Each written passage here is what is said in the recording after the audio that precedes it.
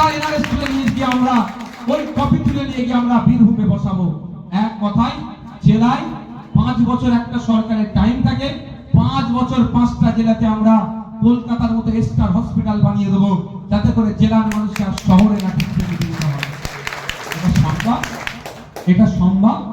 তা বলে দিচ্ছি, কল্যাণীতে যে এমস হয়েছে, যে এমসটা তো আগে ছিল এতে না এই রায়গঞ্জের জন্য বরাদ্দ হয়েছিল।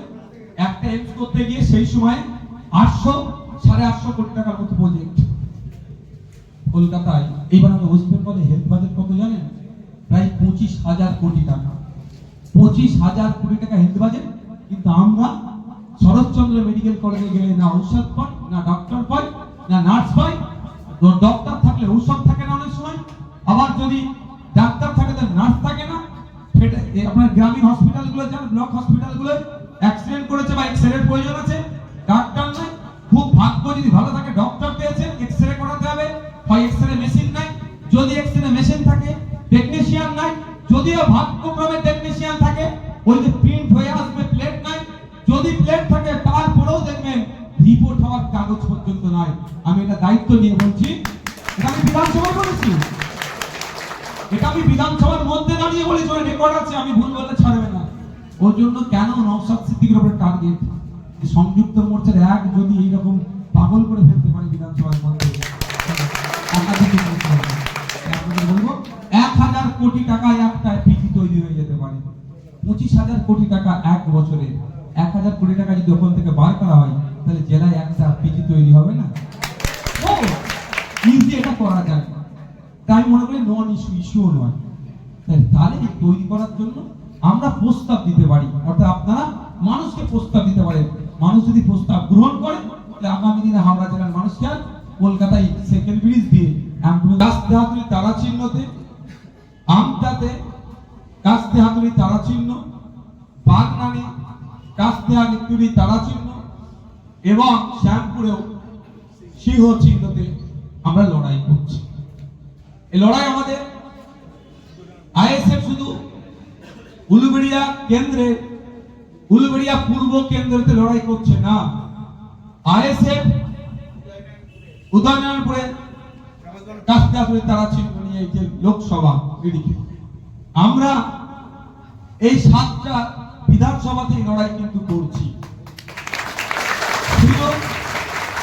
বোঝাপড়া, বীরত্বের স্বার্থের কথা মাথায় রেখে আমরা সিট, কোন সিটটা কে নেব, কোন সিম্বলটা কোথায় দেব, এটার জন্য সিম্বলের শুধু তারতম্য হয়েছে।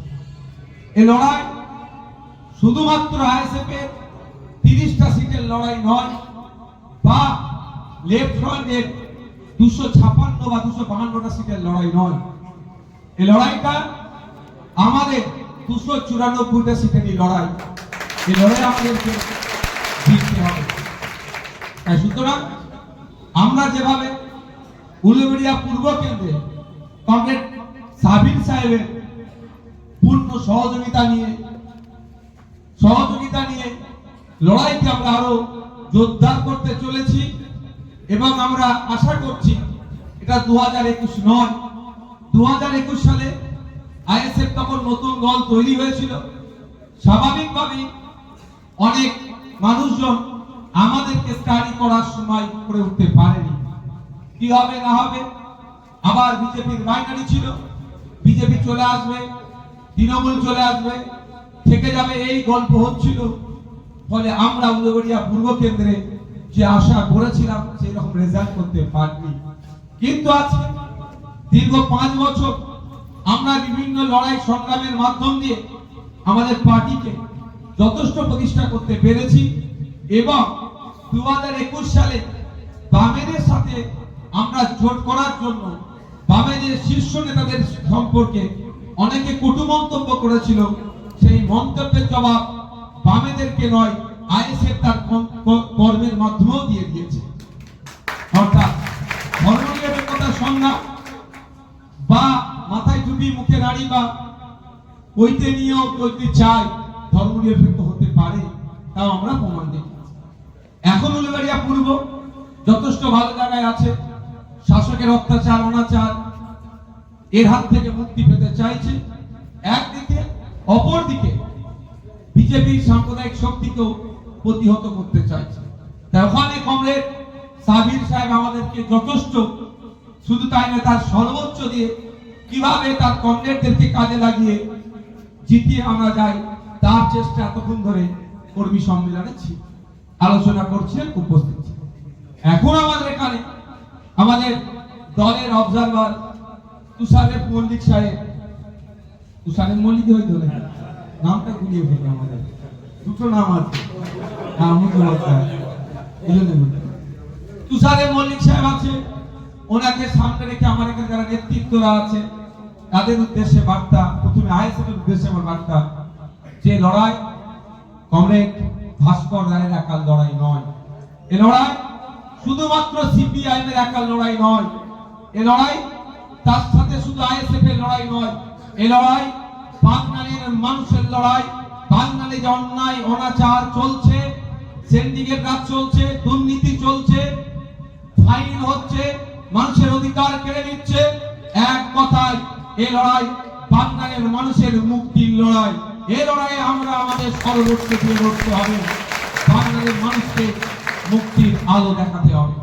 তার জন্য তুষারেরদা আছে, এখানে কমরেডরা যারা আছে তারা পূর্ণ সহযোগিতা করবে আশা করছি। শুধু নয়, এটাও আমি এক পার্টির চেয়ারম্যান হিসাবে এই মঞ্চ থেকে তাদেরকে আমি নির্দেশ দিয়ে যাচ্ছি।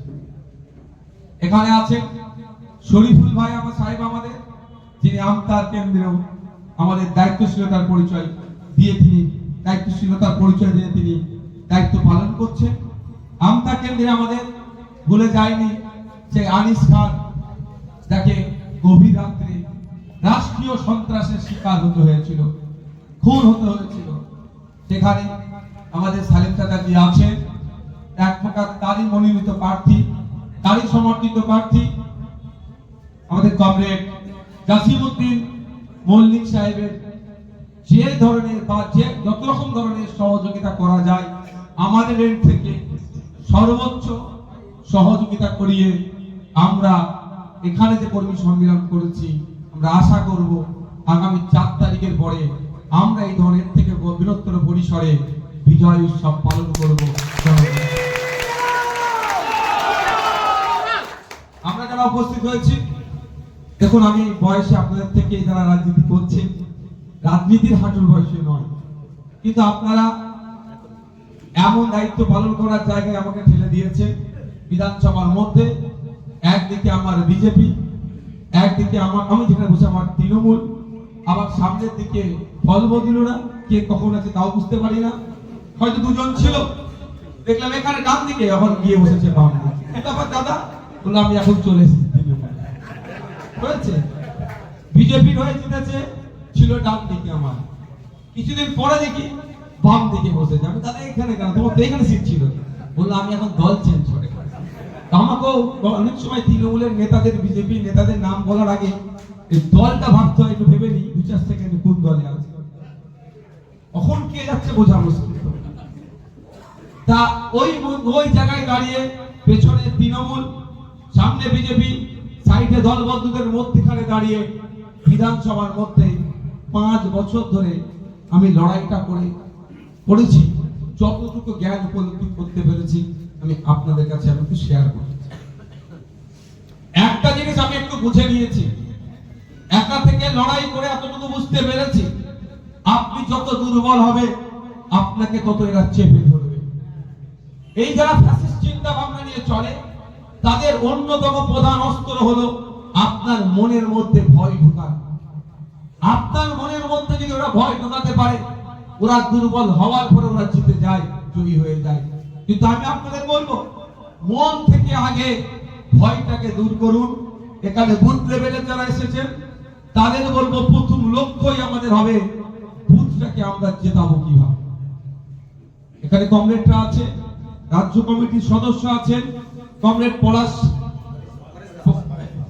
পরেশ পাল মহাশয়, জেলা কমিটির নেতৃত্বরা আছেন, এরিয়া কমিটির নেতৃত্বরা আছেন, আমাদের অবজারভাররা আছেন, আমাদের অঞ্চল নেতৃত্বরা আছেন।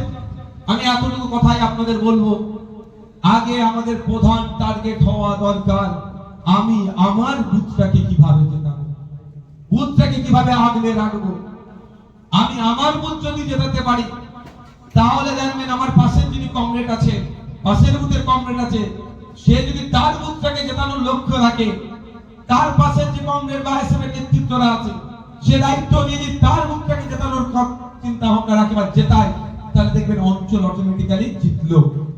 আর এই বাগনান এই আমতার প্রতিটা অঞ্চলে যদি আমরা লিড দিই তাহলে এখানে রকেট সায়েন্স লাগবে না। স্বাভাবিক নিয়মে প্রতিটা অঞ্চল থেকে লিড নিলে কম করে 30 থেকে 50,000 লিডে আমরা এখান থেকে জিততে পারবো। কিন্তু প্রথম লক্ষ্য হওয়া দরকার আমার বুথকে আগলাতে আমাকে হবে, আমার বুথকে জিতাতে আমাকে হবে। আমি বুথের নেতৃত্ব, অঞ্চল নেতৃত্ব একটু গা ছাড়া মনোভাবে চলছে, সেই বলার সময় এখন আমাদের নাই। অঞ্চল নেতৃত্ব পরে বোঝাপড়া হবে, কিন্তু আপনি যে বুথের নেতৃত্ব, আগে আপনার কাজ হবে আপনার নিজের বুথটাকে আগলে রাখা। ভোট চুরি আগলে রাখা থেকে শুরু করে মানুষের সাথে যোগাযোগ স্থাপন করা। যেহেতু এখন মার্চ হয়ে আমরা কাজ করছি, আমাদের অ্যাক্টিভ কর্মী, আমি আইএসএফ এর কথা যদি বলি 15 জনের শুধু বুথ কমিটির মেম্বার তার সাথে তো আছে। আমি সেখান থেকে কি 10 জন নেই, আর এখানে কমরেড 10 জনকে নিলাম, এই 20 জনের যদি আমরা একটা বুথের শক্তিশালী কমিটি তৈরি করতে পারি তাহলে একটা কাজ আমরা করতে পারবো। একটা বুথে 250 থেকে 300 ম্যাক্সিমাম বাড়ি আছে, তার বেশি বাড়ি নাই। ওই 20 জন বা 30 জন মিলে আমরা টার্গেট নিয়ে নেব, কেউ 10টা বাড়ি, কেউ 5টা বাড়ি, কেউ 25টা বাড়ি টার্গেট নিয়ে নেব।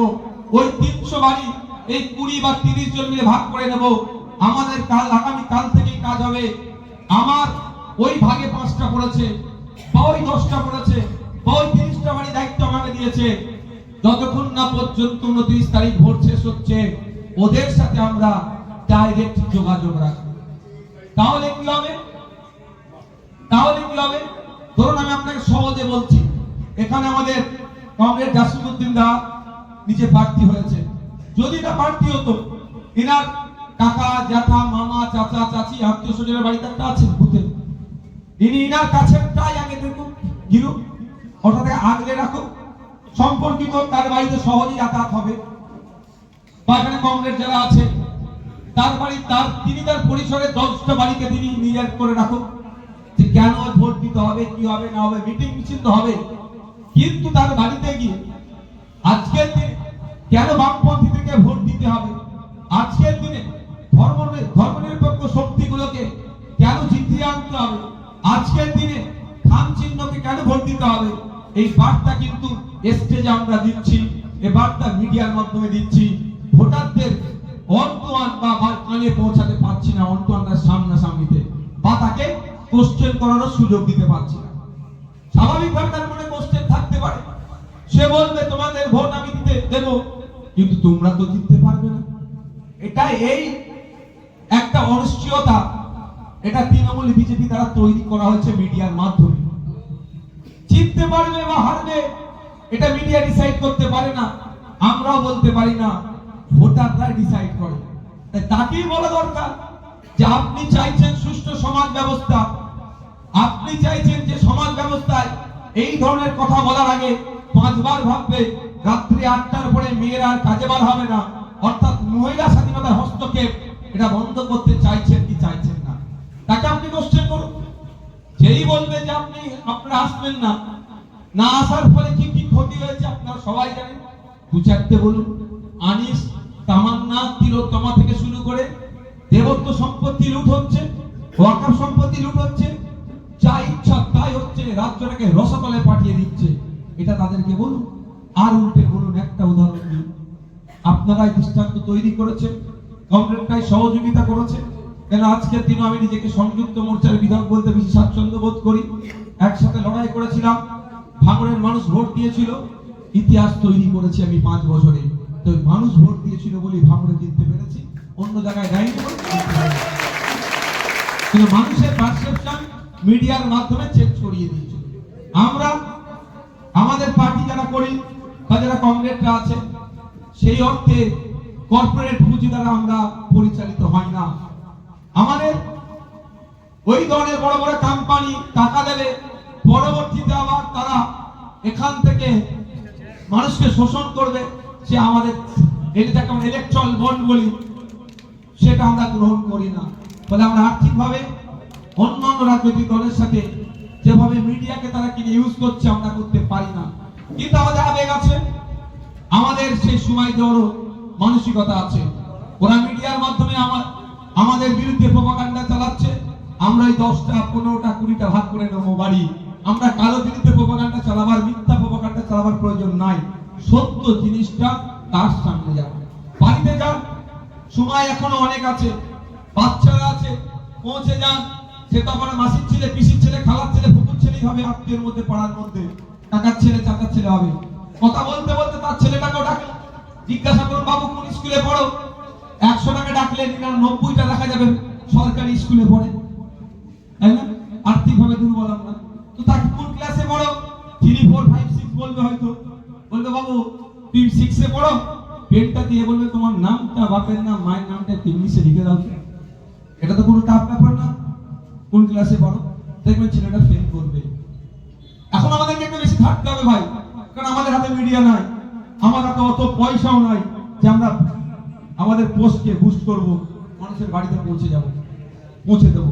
তাই আমরা মেহনত করার জন্য রেডি আছি। তাই বলবো, অন্তত তাকে বলুন, বাড়িতে 5টা ভোটার আছে, আর বাচ্চাটাকে বলুন ভাই পেনটা দিয়ে ভাই অঙ্কটা একটু করে দাও তো, ক্লাস 3 অঙ্ক তুমি পড়ে উঠেছো তো, 3টা করো তো।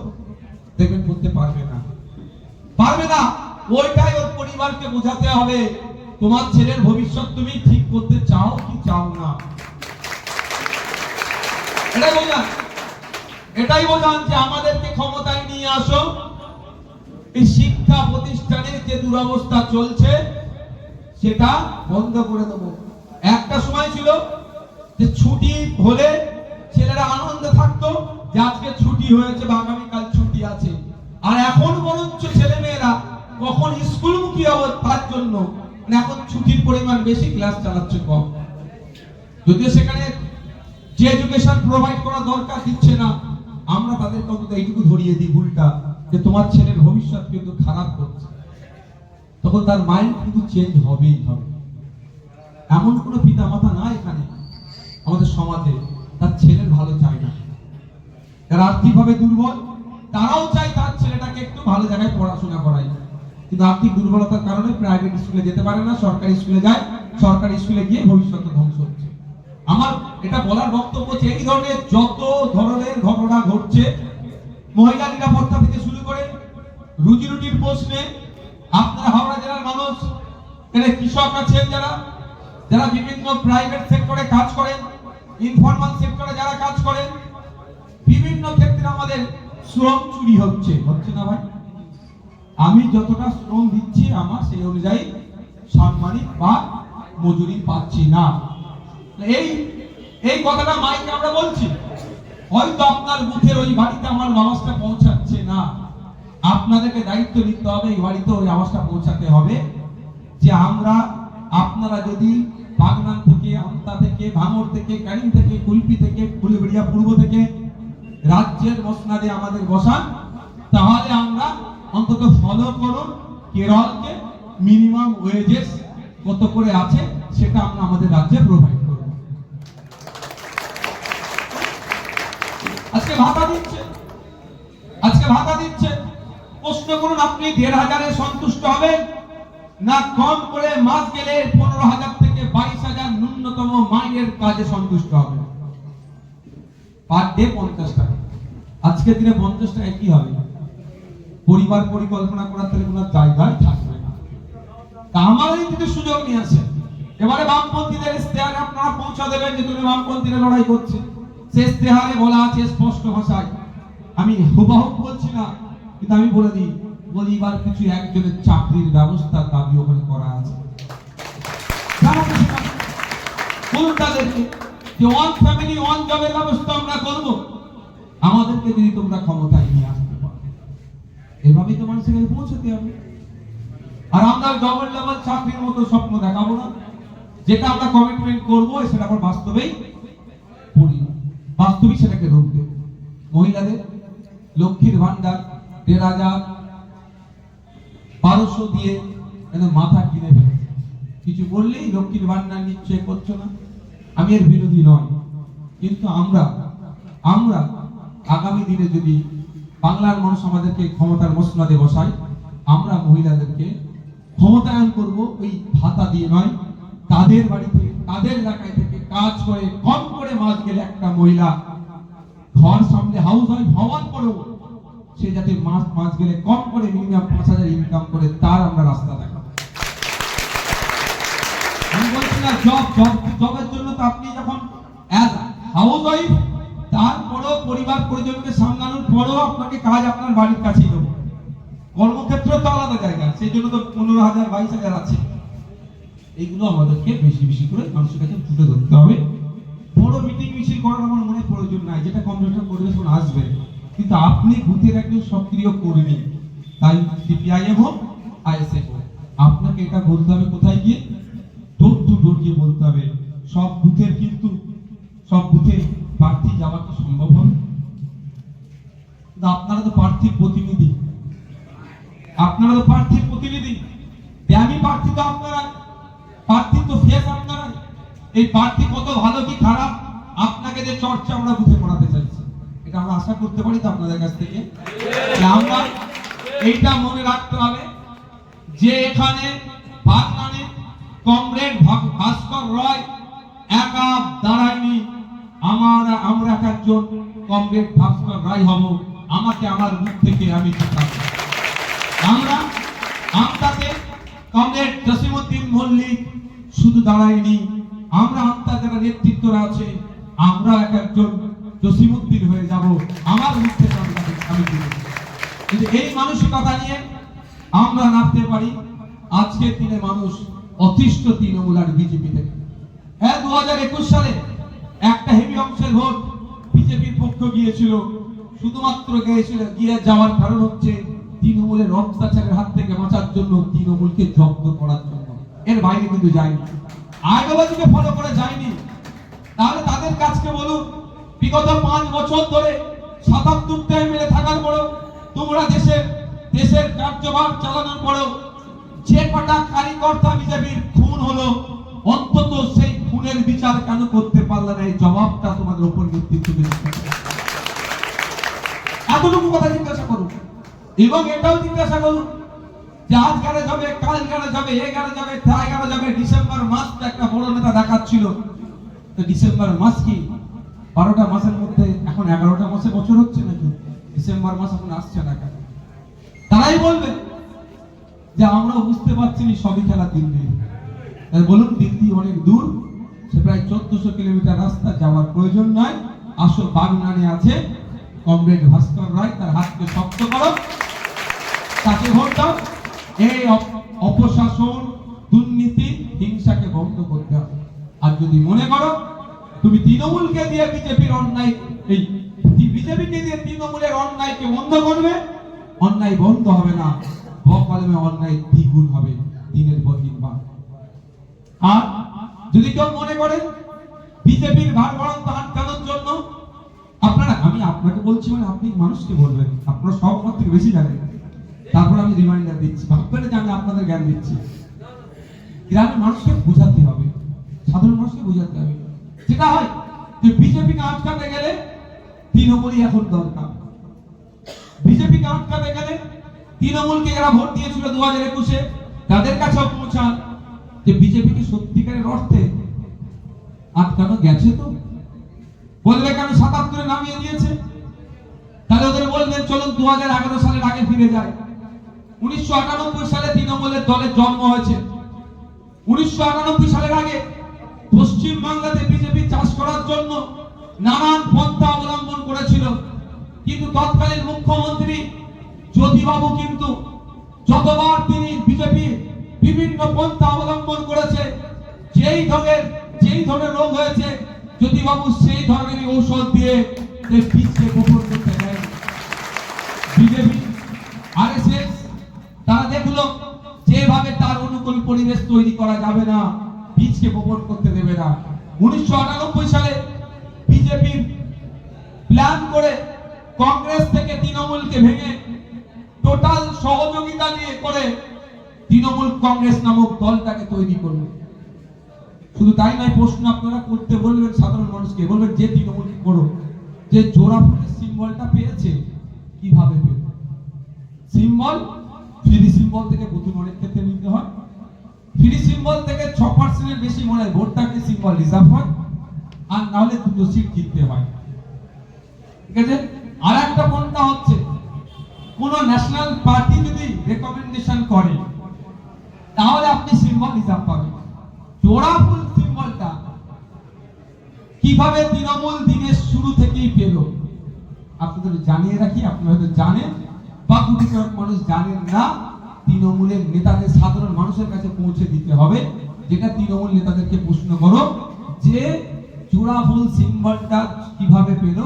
যদি তথ্য তুলে দেখা যায়, বিজেপির রেকমেন্ডেশনে জোড়া ফুল সিম্বলটা তৃণমূল পেয়েছিল। বিজেপির গর্বে তৃণমূলের জন্ম, সেই তৃণমূলকে দিয়ে বিজেপিকে আটকানো। আর এখানে যখন বন্যা হয়, মাঝে মধ্যে কংক্রিটের বাঁধ নির্মাণ না করার ফলে বন্যা হয়ে যায়, ওই বালির বস্তা দিয়ে বন্যার বাঁধকে মেরামত করার সমান মানুষকে বলুন যে কোনো দিনের জন্য তৃণমূলকে দিয়ে বিজেপিকে আটকানো যাবে না। ঠিক যেভাবে বিজেপি তৃণমূলের অত্যাচারের হাত থেকে বাঁচার জন্য বিজেপির আশ্রয় যারা গ্রহণ করছে লাভবান হবেন না, একইভাবে বিজেপিকে রোখার জন্য তৃণমূলকে ভোট দিলে কোনোভাবেই লাভবান হওয়া যাবে না। তাহলে আমাদের করণীয় কি? 2021-এর নয়, 2016 নয়, 2011-র আগের একটু ইতিহাসটা দেখা যাক। 2011 সালের আগে পশ্চিম বাংলায় তৃণমূল ক্ষমতায় ছিল না, বিজেপির বাড়ভ্রান্ত আমরা দেখতে পেতাম না। 2011 সালের পরে তৃণমূল ক্ষমতায় আসলো, বিজেপি বলে একটা দল আছে, বাংলার মানুষ তখন জানতে শুরু করলো। এই রহস্যটা অনেক গভীরে আছে। 1998 সালে তৃণমূল দলটাকে তৈরি করেছিল বিজেপি, তার জন্য অনুকূল পরিবেশ রেডি করা। আজকে আপনারা যেখানে বসে আছেন তার নিচে কংক্রিটের ঢালাই। কালকে যদি বলা হয় কমরেডরা, আপনারা যারা এখানে কমরেড উপস্থিত হয়েছেন, মার খেয়ে, জেল খেয়ে, কেস খেয়ে কে ছেড়ে গিয়েছে, মানে আপনাদের এটাই যে আমরা এটাই আমরা ছেড়ে যাবো না, জীবন দেবো তো ছাড়বো না। এখান থেকে জেলা নেতৃত্ব, রাজ্য নেতৃত্বরা যদি বলে কালকে এখানে ধান চাষ করবো, কালকে কি পারবেন কোনো কমরেডরা ধান চাষ করতে? কারণ কংক্রিটে নির্মাণ আছে, তুলে ফেলতে হবে, ধান চাষের অনুকূল মাটি নিয়ে আসতে হবে, নাঙল দিতে হবে, পানি দিতে হবে, বীজ বপন করতে হবে, শেড আছে শেড খুলতে হবে, তারপরে বীজ বপন করলেন, গাছ বড় হলো, তারপরে ধান সময় সাপেক্ষ। তো পশ্চিম বাংলায় বিজেপি চাষের জন্য যতবার চেষ্টা করেছিল বিজেপি সরাসরি, জ্যোতিবাবু সেখানে বীজ স্প্রে দিয়ে মেরেছিল, তারা তখন দেখলো যে এভাবে হবে না। তৃণমূল দলটাকে তৈরি করলো, তৈরি করি বিজেপির অনুকূল পরিবেশ তৈরি করার জন্য আস্তে আস্তে আস্তে আস্তে তৃণমূলকে দিয়ে এই জায়গাটা তৈরি করলো। আপনাদের বলবো, তৃণমূলকে দিয়ে বিজেপিকে রোখা যাবে না। এই মুহূর্তে আমাদের কাজ হবে, ঘাস যে জন্মায়, ঘাস সেখানে জন্ম কোথায়? বৃষ্টির হোক বা পাইপ দিয়ে সাপ্লাই লাইন দিয়ে পানি আসে, জমলেই ঘাস জন্মায়, তার আগে জন্মায় না। তো ঘাস জন্মালেই গরু ছাগলের উৎপাদ বাড়বে, কিন্তু আমরা এখানে কি দেখছি, ওই ঘাস জন্মানোর লাইনটাকে ধরতে পারছি না। আমরা শত্রু আর বন্ধু চিনতে পারছি না, সমস্যা হচ্ছে এটা আমাদের। আপনারা যদি একটু চোখ কান খুলে দেখেন অবশ্যই, মানে সাধারণ মানুষকে বলবেন, পশ্চিম বাংলায় বিজেপির বাড়ভ্রান্তর জন্য তৃণমূল দায়ী। তো বিজেপি নামক দলের সাপ্লায়ারটা হচ্ছে তৃণমূল। পশ্চিম বাংলায় যদি বিজেপির বাড়ভ্রান্ত বন্ধ করতে চান, ওই ঘাস জন্মানো বন্ধ করতে চান, সর্বপ্রথম কাজ হবে পানি আসার সাপ্লায়ার লাইনটাকে কাটা। ওই লাইনটাকে আমরা কেটে দিতে পারি, পানি আসবে না, ঘাস জন্মাবে না, ছাগলের উৎপাত হবে না। আর তৃণমূল নামক সাপ্লায়ারটাকে যদি আমরা বাংলা থেকে কাটতে পারি, তাহলে বিজেপি নামক দলের আর সাপ্লায়ার হবে না। আমি বক্তব্য অতিবাহিত করব না, সিনিয়র মোস্ট কমরেডরা আছে, তা আমি স্বল্প আমার রাজনৈতিক জ্ঞান যেটা হয়েছে সেখান থেকে বললাম যে এবারে মানুষ কিন্তু প্রস্তুত আছে শাসকের বিরুদ্ধে ভোট করার জন্য। এবার এইটা কারা কতটা নিজের দিকে টার্ন করাতে পারবে এটা নির্ভর করছে। বিজেপি টার্ন করাবে কিভাবে তাও বলে দিচ্ছি। মিডিয়ার একটা অংশকে কাজে লাগিয়ে, একটা অংশ নয় হেভি অংশকে কাজে লাগিয়ে, আর এলাকায় এলাকায় ধর্মীয় উন্মাদনা তুলে। কিন্তু তার আমরা আমাদের কর্পোরেট ফান্ড নাই, আমরা মিডিয়াকে সেইভাবে ব্যবহার করতে চাইও না। নিরপেক্ষতার সাথে মিডিয়া ব্যবহার করুক একটা দিক, আর দ্বিতীয় ধর্মীয় উন্মাদনা ছড়ানো আমাদের আদর্শের মধ্যে নাই। তাহলে আমরা যদি ডোর টু ডোর গিয়ে সাধারণ মানুষকে বোঝাতে পারি যে আজকে আপনার হিন্দু থাকবে বলে 2014 সালে ক্ষমতায় আসলো অমিত শাহজির ছেলে জয় শাহজি, বিজনেস 10,000 গুণ বেড়ে গেল। আর বাগনান দেউলটি বাজার নাকি বাজারটার নাম কি, দেউলটি বাজারে যে কোনো হিন্দু ধর্মের মানুষের দোকান আছে, জিজ্ঞাসা করুন বিগত 10 বছর তার বিজনেস বেড়েছে না কমেছে, সেটা উত্তর দিতে পারে। সাথে সাথে এটাও বলুন মুসলমানদের সাজার কমিটির সুপারিশ দেখিয়ে অনেক গল্প করে ক্ষমতায় আসলো। মুসলমানদের শিক্ষা, স্বাস্থ্য, কর্মসংস্থানে মুসলমানরা পিছিয়ে আছে, এগিয়ে নিয়ে যেতে হবে বলে গল্প শোনালো তো মমতা ব্যানার্জি। 15 বছর হয়ে গেল, মুসলমানরা উপকৃত হলো না। কিন্তু মমতা ব্যানার্জির ভাইপো এতটাই উপকৃত হয়ে গেল, চোখের ট্রিটমেন্ট করতে আমেরিকায় চলে যাচ্ছে, যেখানে ফিজ নাকি শুধুমাত্র 1 কোটি টাকা তার বিয়ার করার মতো ক্ষমতা হয়ে গেল। আর আপনার পাড়া আমাদের শরীফুল ভাইয়ের ভাইপো যা যে অবস্থায় ছিল তার থেকে আরো খারাপ অবস্থায় ছিল। আমাদেরকে শুধু বোকা বানানো হয়েছে ধর্মীয় উন্মাদনা তুলে। ধর্মের ব্যাপারে আমরা অনেকটাই সেনসিটিভ, ধর্মের ব্যাপারে আমরা অনেকটাই আবেগময়। হ্যাঁ, এটা আমি না বলছি না যে এটা প্র্যাকটিস করে। আবার যারা এখানে ধর্মকে পালন করে না, নিজেকে নাস্তিক দাবি করে, তারা তাদের এটা সংবিধানকে সামনে রেখে করছে, তারা আইন বহির্ভূত আবার কাজ করছে না। যেমন ধর্ম পালনের স্বাধীনতা আছে দেশে, আবার আমি ধর্ম পালন করব না তারও স্বাধীনতা আছে। জোর করে কেউ কাউকে যেমন ধর্ম পালনে বাধা দিতে পারবে না, আবার কেউ যদি ধর্ম পালন না করে জোর করে তাকে ধর্ম করাতে পারবে না। এটা দেশের সংবিধান। ওই জন্য আমাদের দেশের সংবিধান পৃথিবীর শ্রেষ্ঠ সংবিধান বলে আমরা মানি বা বিবেচনা করি। তার বিরুদ্ধে তো আমাদের লড়াই, ওই জন্য ওর বিরুদ্ধে আমাদের তো লড়াই। তাই বন্ধুগণ, আমরা কংগ্রেস যারা আছে, সাথী যারা আছে, আমরা ঐক্যবদ্ধ হব, দলবদ্ধ হব। এখন যদি ওই ভোটটা যেটা এখনো পর্যন্ত দুম মেরে আছে, চুপচাপ আছে, কিছুই বলছে না, ওই ভোটটা কিন্তু বিশাল ভয়ঙ্কর ভোট হতে চলেছে। ওই ভোটটা যদি আমাদের দিকে টান করাতে পারি, তাহলে আমরা বাজিমাত করব, কেউ একক সরকার গঠন করার ক্ষমতা থাকবে না, তখন আমাদেরকে ছাড়া। সেই ভোটটা টান করাতে গেলে আমাদেরকে একটাই কাজ ভাই, বুথটাকে আগলাতে হবে, বুথে পড়ে থাকতে হবে। সকাল সন্ধ্যা বিকাল রাত যা হবে, চায়ের দোকান থেকে শুরু করে পাড়ার কাকার বাড়ি, মাসির বাড়ি, চাচার বাড়ি, ফুপুর বাড়ি যা আছে পৌঁছে যাওয়া। একটাই কথা যে আগামী 5 বছর ভালো থাকা নির্ভর করছে এবারে ভোট দেওয়াতে। আগামী 5 বছর আপনার মেয়ের বাড়ির মেয়ের ইজ্জত সম্মান আবরু ঠিক থাকবে কি থাকবে না, নাহলে হায়নার দলেরা হাত ধরে টানাটানি করবে, তার উপর নির্ভর করছে এই ভোটটা। আগামী 5 বছরে এই রবি ঠাকুরের বাংলা, নজরুলের বাংলায় সম্প্রীতি থাকবে কি বিনষ্ট হয়ে যাবে, নির্ভর করছে এই ভোট। আগামী দিনে আপনার মন্দিরের জায়গা, আপনার মসজিদের জায়গা জোর করে অন্যের নামে কাগজ বানিয়ে দখল হয়ে যাবে না থাকবে, এটা নির্ভর করছে কিন্তু এই 29 এপ্রিল ভোট। সুতরাং আমরা নাগরিক সহযোদ্ধা যারা একসাথে দীর্ঘকাল বসবাস করেছি, রাজনৈতিক কারবারিরা ধর্মীয় উন্মাদনা তুলে শুধুমাত্র রাজনৈতিক ফায়দা নেওয়ার জন্য আমরা ওরা বিভাজন করছে, আর আমরা দিনের শেষে আমরা অধিকার থেকে বঞ্চিত হচ্ছি। আজকে বলুন, উলুবেড়িয়া একটা উদাহরণ দিয়ে শেষ করে দেবো। উলুবেড়িয়া মেডিকেল কলেজ হয়েছে তো, শরৎচন্দ্র মেডিকেল কলেজ উলুবেড়িয়া।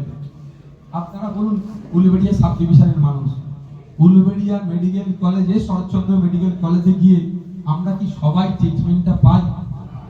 আমাদেরকে কোথায় যেতে হয় বলুন? আমি কেন এটা বলছি? আমি রাস্তা দিয়ে তো এদিক ধরে যাতায়াত করি, রাস্তাঘাটে অ্যাম্বুলেন্সে দাঁড়াই, আমি পার করে দিই, তাহলে আমার সাথে উনি চলে যায় যাতে করে তাড়াতাড়ি পৌঁছে যাবে। তো ওই সেই সুবাদে আমি জিজ্ঞাসা করে বলি কোথা থেকে আসছে না আসছে, ম্যাক্সিমাম এই দিকেরটাই, অনেক এই দিকেরটা পড়েছে। কিন্তু আপনারা, আমি যে ভুল বলি, আমার কমপ্লেন্ট আছে সিনিয়র মোস্ট মেডিকেল সায়েন্সে সব থেকে বড় ইনস্টিটিউশনের নাম হচ্ছে মেডিকেল কলেজ। এর উপরে আর কোনো হয় না। মেডিকেল কলেজের উপরে আর কোনো শিক্ষা প্রতিষ্ঠান হয় না। সে ট্রিটমেন্টের জন্য বলছি। তাহলে মেডিকেল কলেজ থেকে যদি রেফার করা যায়, তাহলে আপনি যাবেনটাই কোথায়? বুঝাতে পারছি? মেডিকেল কলেজ থেকে রেফার হচ্ছে, শুধুমাত্র সাইনবোর্ডে পরিণত হয়ে করে রেখেছে, একটা সাইনবোর্ড লাগিয়ে দিয়েছে, এতটুকুই। ঠিক যেভাবে দার্জিলিং হিল ইউনিভার্সিটি, গুগলে গিয়ে সার্চ করুন, দার্জিলিং হিল ইউনিভার্সিটি বানিয়ে দিয়েছে।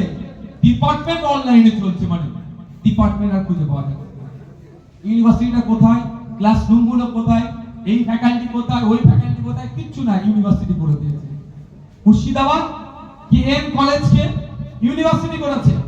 গত বছর পর্যন্ত কেএম কলেজ নিজেই ঠিক করতে পারছে না আমি কল্যাণ ইউনিভার্সিটির আন্ডারে আছি না মুর্শিদাবাদ ইউনিভার্সিটি। আবার মুর্শিদাবাদ ইউনিভার্সিটি উনি ঠিক করতে পারছেন না আমি আমার আন্ডারে কেএম কলেজ আছে না আমি কেএম কলেজের আন্ডারে আছি। শুধু সাইনবোর্ড লাগে। তাই আপনাদের বলবো, গ্রামের মানুষকে আশ্বস্ত করে আসবে, হাওড়া জেলার মানুষকে, এই উলুবেড়িয়া সাব ডিভিশনের মানুষকে এতটুকু আশ্বস্ত করে আসবেন, যদি আগামী দিনে বাম ধর্মনিরপেক্ষ শক্তি আইএসএফ কে বাংলার মসনদে বসাতে পারে, দিকে দিকে নয়, জেলাতে জেলাতে পিজি হসপিটাল আমরা তৈরি করে দেব। অর্থাৎ এই জেলার মানুষকে কলকাতার পিজিতে যেতে লাগবে না, হুগলি জেলার মানুষকে আসতে হবে না, হাওড়া জেলার মানুষকে যেতে লাগবে না, দিনাজপুরের মানুষকে, মালদা, মুর্শিদাবাদ, বাঁকুড়া, পুরুলিয়ার মানুষকে হেভি ট্রিটমেন্টের জন্য কলকাতার পিজি, চিত্তরঞ্জন এর মতো সরকারি স্টার